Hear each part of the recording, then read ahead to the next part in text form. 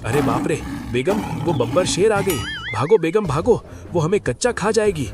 अरे कहाँ जाए, एक ही दरवाजा है और उसके पास वो बब्बर शेर खड़ा है। अब मैं इस भरी जवानी में मर जाऊंगी और इसकी वजह तुम हो। ना तुम्हारे अंदर इतना आलस होता, ना तुम इसके अंदर सोते। सही कहती हो बेगम, मैं अपने आलस के कारण ही इस गुफा में फंस गया हूँ और मेरी वजह से तुम भी फंस गई हो। अगर मैं बच गई तो ये आलस हमेशा के लिए छोड़ देगी। तुम चिंता मत करो, मैं कोई ना कोई तरीका ढूंढती हूँ जिससे हम बाहर निकल जाएं। अरे कौन है मेरी गुफा में?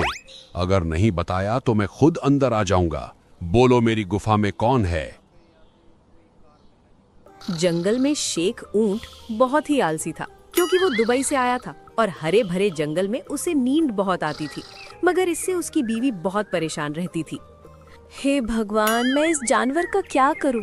आखिर मैंने इससे शादी क्यों की? भगवान, आखिर मेरी लकीर में क्यों लिखा? अरे उठ जा, शेर सिंह ने जो काम दिया था वो किया कि नहीं? बताओ पतिदेव।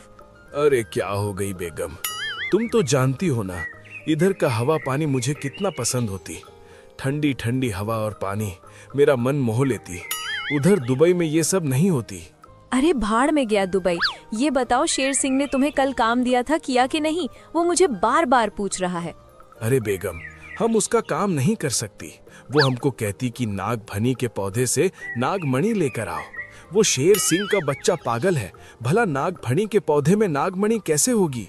अरे मेरे आलसी पतिदेव, हमारे जंगल में नागफनी के फूल को नागमणि कहते हैं। उसके रस से घाव में लगाने से घाव जल्दी भर जाता है, इसलिए उसका नाम नागमणि है। ये तो फिर उसकी गलती हुई। मुझे पूरी बात बतानी चाहिए। मुझे क्या मालूम होती वो नागफनी के फूल को नागमणि कहती। उस बात को छोड़ो, जाओ सूखी लकड़ी लेकर आओ। खाना बनाने के लिए मुझे लकड़ी चाहिए, जो कि अभी खत्म हो गई है। ये क्या बात होती बेगम, तुम मेरे से इतना काम नहीं करा सकती। मैं एक मेहमान होती और तुम मेहमान से इतना काम नहीं करा सकती। ये कानून के खिलाफ होती। मैं दुबई जाकर शिकायत करेगी। अरे ओ मेहमान, ये मत भूलो कि हमारी शादी हो चुकी है और मैं तुम्हारी बीवी हूँ और तुम मेरे पति हो, और तुम अब इस जंगल के वासी हो, कोई मेहमान नहीं हो। अब चुपचाप लकड़ी लेने जाओ, वरना। जाता हूँ बेगम, तुम नाराज मत होती। बेशक मैं जाती और एक खूबसूरत लकड़ी लाती। ऊंट कुछ लकड़ियां बीनते हुए बड़बड़ाता रहता है। न जाने ये भारतीय लेडीज इतना खूंखार कैसे होती। इनको अगर कुछ बोलती तो ये किसी का भी मुंह नोच सकती। अगर गुस्सा आ जाए तो काली दुर्गा बन जाती। तभी ऊंट को ठंडी हवा का झोंका महसूस होता है। अरे वाह वाह वाह वाह वाह, मुझे इस जंगल की ठंडी हवा बहुत पसंद होती।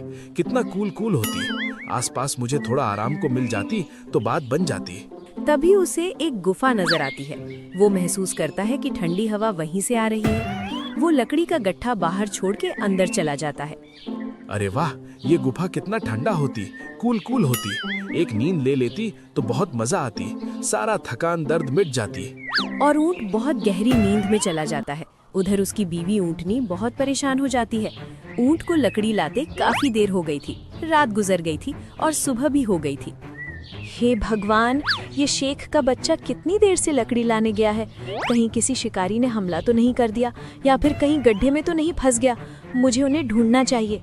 ऊंटनी जंगल की ओर चली जा रही थी, तभी रास्ते में उसे गधा प्रसाद नजर आता है। अरे कहाँ जा रही हो? तुम्हारे चेहरे में चिंता की लकीरें नजर आ रही हैं। ऐसा क्या हुआ है? अरे अपने पति को ढूंढने जा रही हूँ। न जाने वो कब से गायब है। कल उसे लकड़ी लाने भेजी थी, मगर एक रात गुजर गया, अभी तक घर नहीं पहुँचे। वो दुबई तो नहीं चला गया? मुझे एक दिन कह रहा था दुबई की बहुत याद आ रही है, एक बार जाना चाहता है। अरे शुभ शुभ बोलो। दुबई जाए मेरे दुश्मन, मेरे रहते वो अकेले दुबई नहीं जा सकते। मैं ही उनके साथ जाऊंगी। ठीक है, मैं भी तुम्हारे साथ दुबई चलता हूँ। आखिर मैं भी देखना चाहता हूँ कि दुबई कैसा है, क्या क्या घास खाने मिलेगा, क्या चारा पानी है, मुझे पता करना है।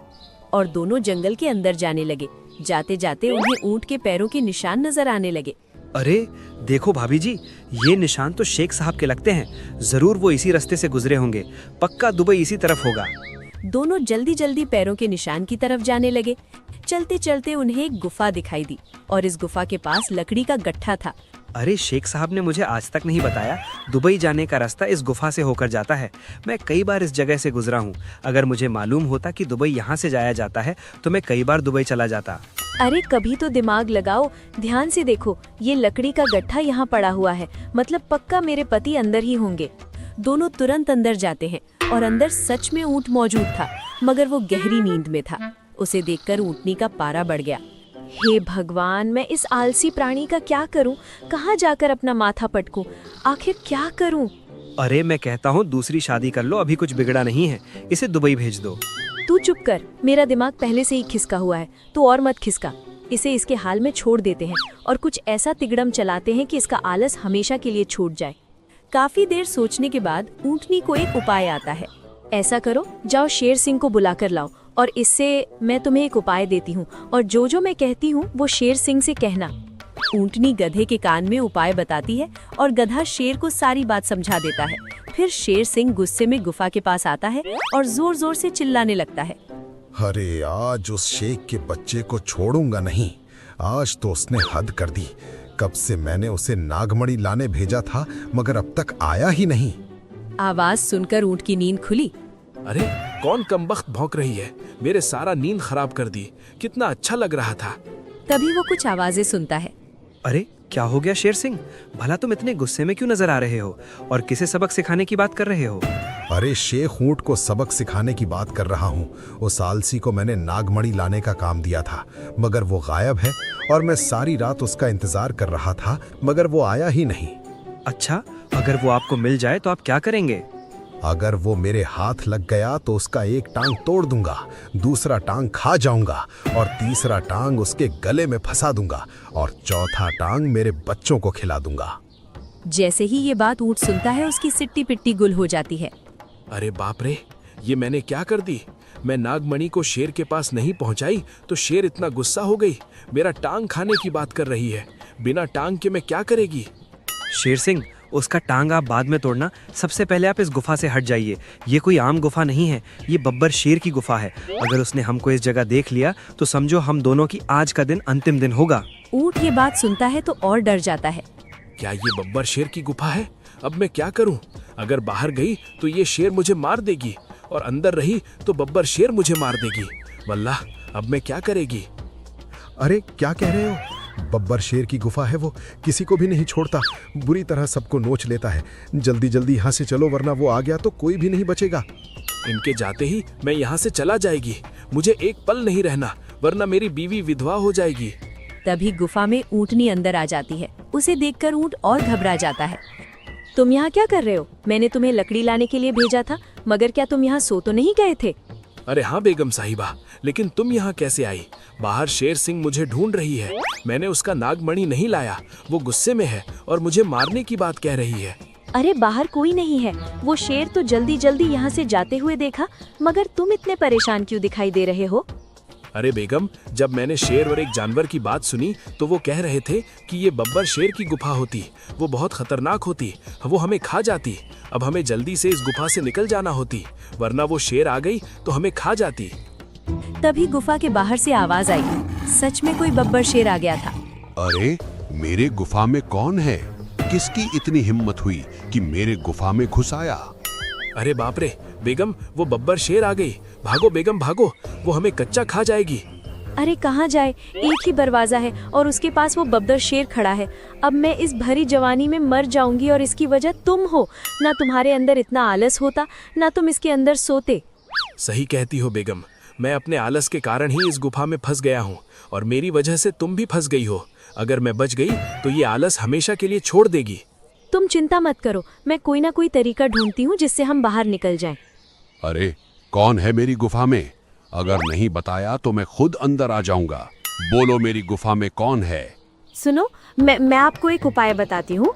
आप बस उसे जोर जोर से बोलना ताकि आवाज गुफा के बाहर जाए। हे मेरे पतिदेव, ये आपको क्या हो रहा है? आपका शरीर लकड़ी का क्यों बन रहा है? बेगम, मुझे लगती है दुबई से आने के बाद मुझे लकड़ी वाली बीमारी हो गई है।